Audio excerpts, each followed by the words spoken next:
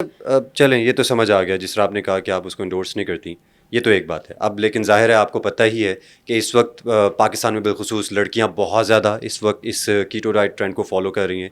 और क्यों क्या वो इतनी ये पॉपुलर हो गई ये अप्रोच कि सब इसको करना शुरू हो गया और ये समझ लिया है कि हुँ। इससे वेट जल्दी से कम हो सकता है। अब मिसाल के तौर पर जो अब इस कीटो डाइट प्लान के अंदर कोई भी लड़का लड़की है, अब आपने बात की कि इसमें हम फैट पे रिलाई करना शुरू करते हैं ताकि बॉडी जो है वो एनर्जी सोर्स जो है वो फैट को बना ले। तो इसमें जो आप फैट ले रहे हैं वो कौन कौन से फूड्स हैं, कौन कौन से फूड्स लेने चाहिए, वो ज़रा बताइएगा।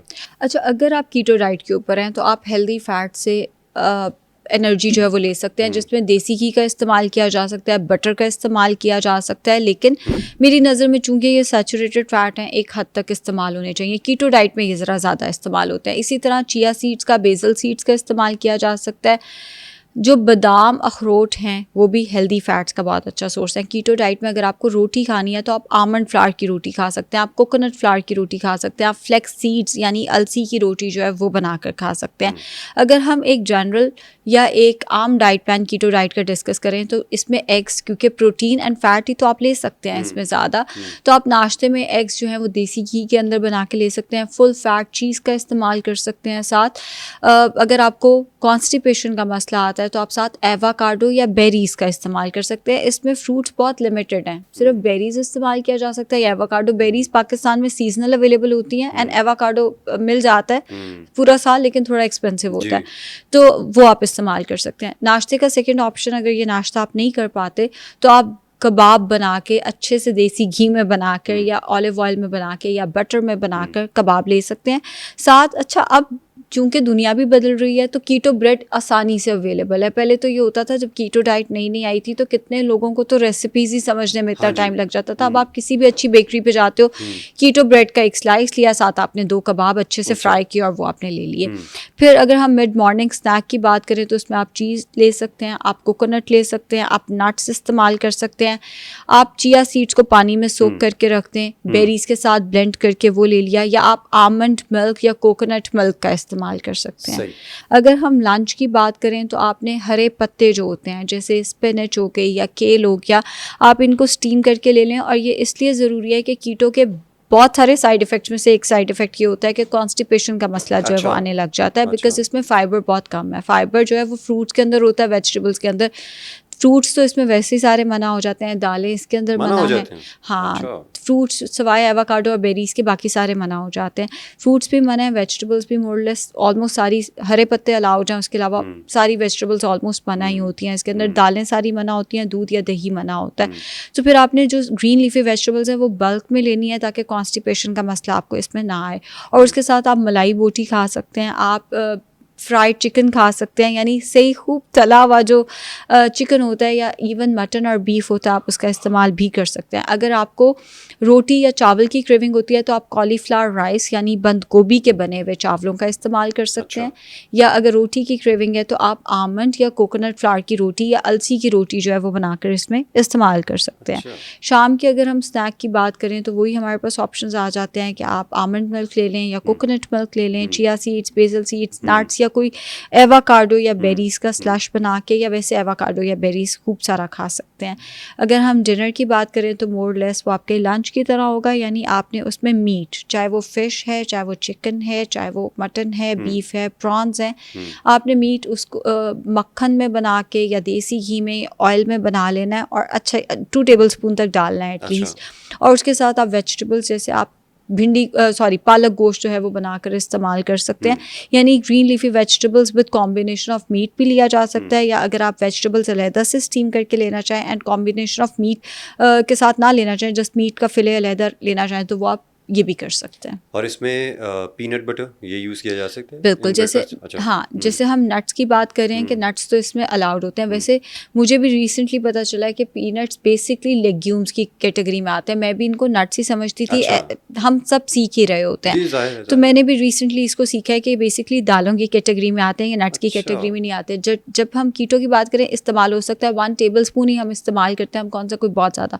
1 टेबल स्पून पीनट बटर आप या तो फिर इस्तेमाल करें इसको कीटो फ्रेंडली ब्रेड के ऊपर लगाकर, या आप वैसे चम्मच से पीनट बटर खा लें और उसके साथ आपका जो भी ब्रेकफास्ट है वो आप ले सकते हैं। पीनट बटर जैसे मैं अपना बताऊं तो मैं तो इसको स्वीट ट्रीट के तौर पे इस्तेमाल करती हूँ कि सारा खाना खा के एंड पे पीनट बटर खा लिया, मुझे वो डिज़र्ट लगता है। बट अगर आप इसको एज अ मील भी लेना चाहते हैं तो लिया जा सकता है कीटो ब्रेड के ऊपर लगाकर। अच्छा, जो लोग ये कीटो डाइट प्लान पर होते हैं, उनको लेट्स से उनका कोई भी फैट लॉस का, वेट लॉस का कोई टारगेट है, मुझे बताएं किस हद तक अचीवेबल है, किस ब्रैकेट में हम ये सोच सकते हैं मैक्सिमम कितना वेट लॉस हो सकता है। मिसाल के तौर पर हम एक टाइम फ्रेम ले लेते हैं, 1 महीने में कीटोज डाइट के जरिए आप कितना वेट कम कर सकते हैं अपना? इट डिपेंड्स कि वेट है कितना, जितना वेट ज़्यादा होगा वो उतनी तेज़ी से जाएगा। 10 kgs तक आप कीटो से रिड्यूस कर पाते हैं, लेकिन उसमें जो इनिशियल वेट जाता है वो सारा वाटर वेट होता है। वो आप इतना सा कार्ब वापस खाएंगे ना तो वो 4-5 किलो तो सबसे पहले बाउंस बैक कर जाता है। वो चाहे आपने एक क्रिस्प भी कहीं से पकड़ के खा लिया, वो 4-5 किलो जो है वो जनरली बाउंस बैक कर जाता होता है महीने में 10 kgs इंक्लूडिंग वाटर वेट। और जो लोग कीटो डाइट पर होते हैं, जिस तरह आपने बताया कि ये वीकनेस भी कॉज कर देता है, ओवरऑल बॉडी एनर्जी लेवल्स नीचे चले जाते हैं, तो इससे ये हेयर लॉस और जो स्किन इश्यूज इस तरह की चीज़ें भी हो सकती हैं, कॉम्प्लिकेशंस हो सकती हैं इस तरह की? अच्छा जैदी भाई, इतनी वीकनेस ये कॉज नहीं करता। एनर्जी लेवल, हाँ एनर्जी लेवल आपका ठीक रहता है बिकॉज फैट से एनर्जी तो आ रही है, लेकिन हेयर फॉल डेफिनेटली इसमें होगा बिकॉज अगेन आपके न्यूट्रिएंट्स ही पूरे नहीं हो रहे, तो आपको फिर कीटो के सप्लीमेंट्स अलहदा लेने पड़ते हैं, जो कि एक अलहदा इन्वेस्टमेंट होती है। उसमें आपको फिर सारे जितने सप्लीमेंट्स हैं कीटो के वो आपको साथ लेने पड़ते हैं। फिर स्किन के भी इश्यूज जो हैं वो कर सकता है, क्योंकि आपकी अगैन फ्रूट्स वेजिटेबल्स आपके बहुत लिमिटेड हैं, तो स्किन ड्राइनेस की भी वजह बन सकता है। ये स्किन वैसे भी एजिंग की तरफ ज़रा ज़्यादा जल्दी जा सकती है, एंड इसके साथ साथ आपके मल्टीविटामिन्स अगर पूरे नहीं है तो ऑब्वियसली फिर आपकी इम्यूनिटी भी कॉम्प्रोमाइज्ड हो सकती है इसके साथ। आपने ये कहा कि अगर कोई कीटो डाइट करना चाहता है तो फिर वो अपने ज़हन में रखे कि अगर तो पूरी ज़िंदगी इस प्लान पे रह सकता है तो फिर तो ठीक है, लेकिन अगर मिसाल के तौर पर चलें कोई ऐसा शख्स निकल आता है या निकल आती है जो कहता है कि मैंने पूरी ज़िंदगी अब कीटो डाइट इसको फॉलो करना है, तो क्या उसके कोई साइड इफ़ेक्ट्स हो सकते हैं? लेट्स से इस डाइट प्लान को ओवरऑल फॉलो करते रहें, कार्ब ज़ीरो रखें, ये प्रैक्टिकल भी है कि नहीं? प्रैक्टिकल अगर हो भी चलें, वो आपने एक सीज़न देखा है नेटफ्लिक्स पे, यू के नाम से एक सीज़न आता है और उसमें पूरा का पूरा वो एक टाउन में शिफ्ट होते हैं, वो पूरा टाउन कीटो पे शिफ्ट हो चुका होता है और वहाँ पे उसको इसी बात पे डांट पड़ती है, हमारे बच्चे तो फ्रूट्स नहीं खाते, तुमने इनको फ्रूट कैसे दे दिया। सो बेसिकली अगर तो पूरा टाउन शिफ्ट हो जाए तो समझ आती है जी कीटो पूरी लाइफ के लिए सस्टेनेबल है, आम बंदे के लिए सस्टेनेबल नहीं होती, हमने सोशलाइज करना है। लेट से हो गया, फिर ये किडनी को भी इफेक्ट कर सकता है। उसकी वजह यह है कि कीटो में आप प्रोटीन ज़्यादा ले रहे हैं, और जब आप बहुत ज़्यादा प्रोटीन दैट टू मीट बहुत ज़्यादा लेते हैं तो obviously kidney plus heart health plus आपका कोलेस्ट्रॉल जो है एंड यूरिक एसिड, ये कहीं ना कहीं इन चीज़ों से फिर इफेक्ट हो सकता है। जो अल्लाह ताला ने नेचुरल आपका सिस्टम रखा है जिसमें आप कार्ब से एनर्जी लेते हैं, उसके साइड इफ़ेक्ट्स फिर सबसे कम होते हैं। लाइफ टाइम इसको लेके चलना, एक तो मैंने कभी नहीं देखा कि कोई लेके चल रहा हो इसको, इनफैक्ट मैंने पाकिस्तान में तो कहीं नहीं देखा, शायद कोई अमेरिकन या कोई बाहर के लोग इसको लेके चल पाते हों, शायद वो भी मुझे प्रैक्टिकली इम्पॉसिबल लगता है। बट अगर आप लेके चलते हैं तो जैसे मैंने बताया आपका यूरिक एसिड बढ़ सकता है, किडनी को डेफिनेटली बिकॉज इसमें प्रोटीन ज़्यादा है, कोलेस्ट्रॉल को ये इफेक्ट करेगा, आपकी हार्ट हेल्थ को ये इफेक्ट कर सकता है। अच्छा, प्रोटीन इंटेक की बात करते हैं, उसकी अगर हम एक हेल्दी इंटेक की बात करें तो वो कितनी होनी चाहिए? मैंने सुना है जैसे हमारे यहाँ पे जो स्केल होता है वो 1 kg of your total body weight आपकी रिक्वायरमेंट होनी चाहिए प्रोटीन की, मतलब एक दिन में 1 ग्राम 1 ग्राम हाँ जी पर बॉडी वेट होना चाहिए आपका। जैसे लेट से अगर मेरा वेट है 60 kg तो मेरी प्रोटीन रिक्वायरमेंट है 60 ग्राम्स, ये हमें बुक्स पढ़ाती हैं। अच्छा, लेकिन जब आप बाहर आते हो और आप समझते हो चीज़ों को, प्रैक्टिकल होके देखते हो, तो फिर मुझे ये लगता है कि उसको मल्टीप्लाई बाय एटलीस्ट 1.2 करते हैं।